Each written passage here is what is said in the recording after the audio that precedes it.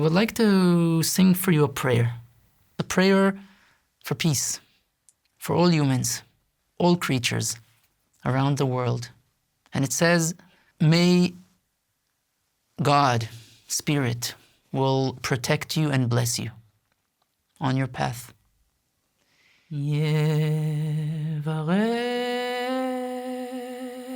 יברכך אדוני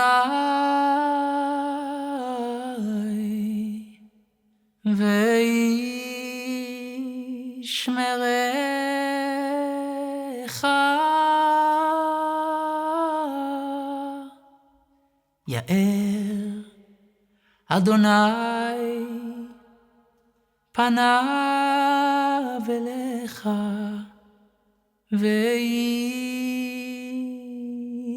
ויחונך יישא אדוני פניו אליך וישם לך שלום יישא אדוני פניו אליך וישם לך שלום וישם לך שלום שלום peace salam mir shalom peace salam mir shalom peace salam mir veyaseh lanu shalom.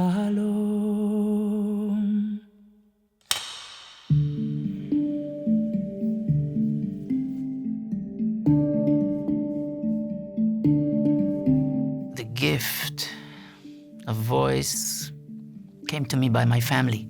My parents, my grandparents, all the family, from what I remember until my grandparents, are prayer leaders in the synagogue. And since I remember myself, I was already singing, not really singing, but more leading into prayer in a very structured way in the synagogue, in the Orthodox Hebrew Jewish world. I grew up in Israel, in a small community called kibbutz. My parents, they came from the States. My mother from Canada, my father from the United States, and they came in the 60s as really Zionists to establish the state of Israel, to bring in culture, to combine between tradition and really life of meaningful working the land. So I grew up in this small community, but I was really different in a way. I felt it since I'm a child that I didn't really belong there. And in that matter, I struggled a lot. I was really chubby, weak, cry a lot of rage.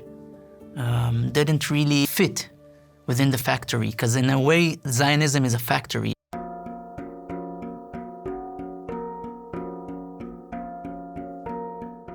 And I wasn't connected to that. I wanted to dance. I wanted to sing.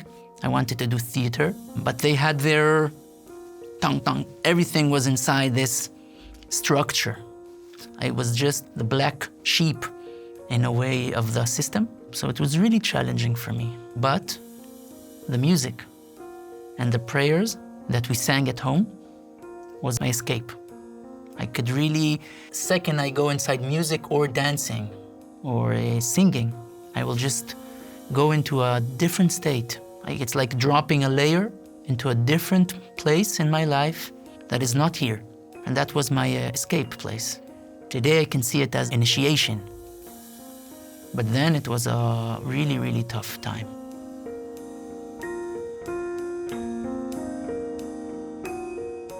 I fought to find my own self, so I had to find my own ways to be seen. So a lot of violence came through me, just to be acknowledged. But the kibbutz didn't know how to deal with it, with my rage and with my unpleasant actions. I got a lot of punishments, and they tried to fix me and tried to fix me and tried to fix me again and again and again. And I boxed it. I really, really boxed it. And I can see today that I've been pushed to the cliff, or I've been pushed to the wall. And there's something very beautiful by pushed to the wall.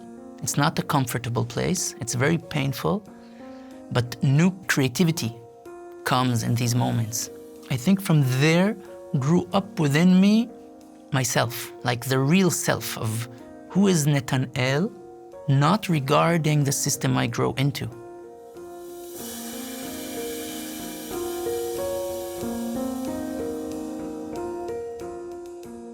Because I boxed the system and my parents, I boxed also God, and I boxed religious life.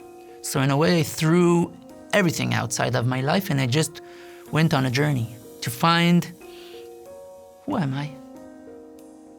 Who really am I? And what do I connect to really? Not to what I was growing into, not what I was born into. Is there a different self inside me? And I met many teachers on the way. And I mean teachers, it could be an old man on the street, and it could be a little child playing, a butterfly that was dying on the beach. Today I can even give gratitude to the kibbutz. Thank you for pushing me to the cliff. Thank you for being harsh on me. Because that's the way how I went out really many times from my comfort zone.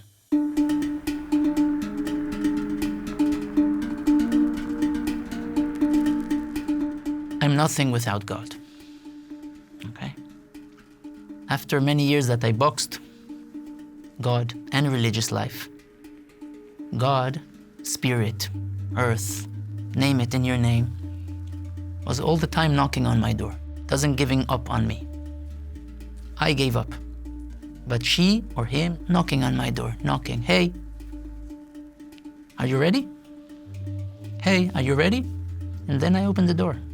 It was like falling in love again, in the spirit that is not religious, in the God that is not defined by culture, by what we wear, by beliefs, by concepts, by titles, but just understanding that, wow, it's here between us, it's between you, between me. Without this, we're nothing. It's like everything inside our veins, and now it's just it.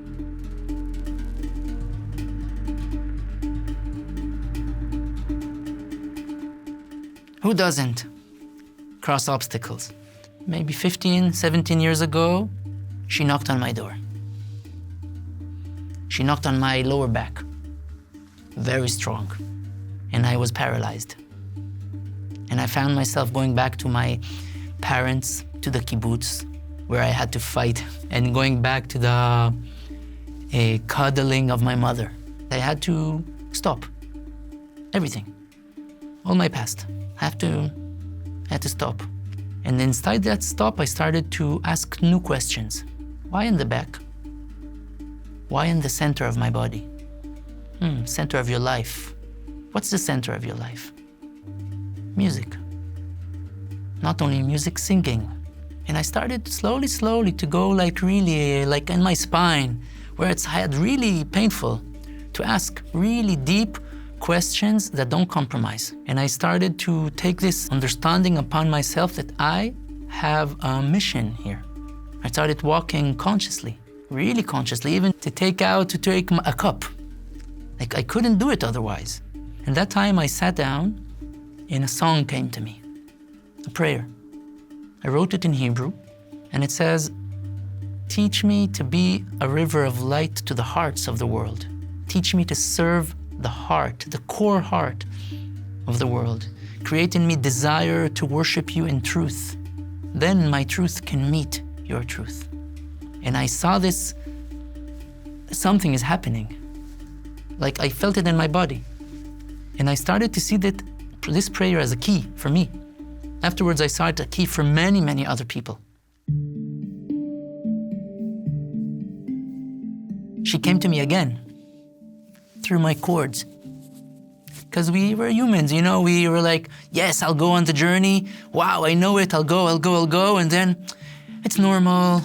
I'll just fall asleep a bit. I can eat this. I don't have to take care. And then she's knocking on the door again. And now she knocks more closer on my cords. And I was like, really devastated. All the doctors told me, hey, you have to do surgery. And I found an amazing teacher. She changed my life about voice. That voice is all the spectrum of the body. Everything. We can't just treat our voice. We have to treat the nourishment. We have to treat our hands. Everything is connected. And then I went into this process. And after a few years, that was my last knocking, but that was like not a knocking. I probably breathed smoke. I felt something here. And I was really hoarse. And I had this story inside myself that maybe I have cancer. And I really went into a process of grief and giving up the possibility of singing. It was a long, long journey in front of the Spirit. And I say, hey, what do you want? And then I shouted, like I never shouted in my life. And she accepted me. And something there just like dropped inside. And all the time we walk on the path and someone is like pushing us to this side, and we're like, to this bank, until we find our own path.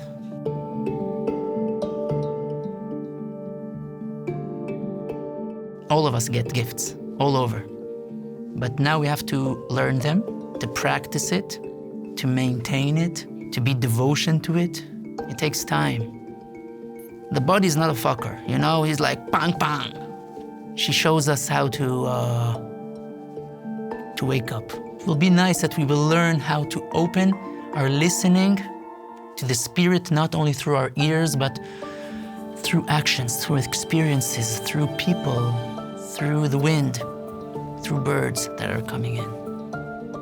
But we must stop, like really step back, not to disturb the Spirit.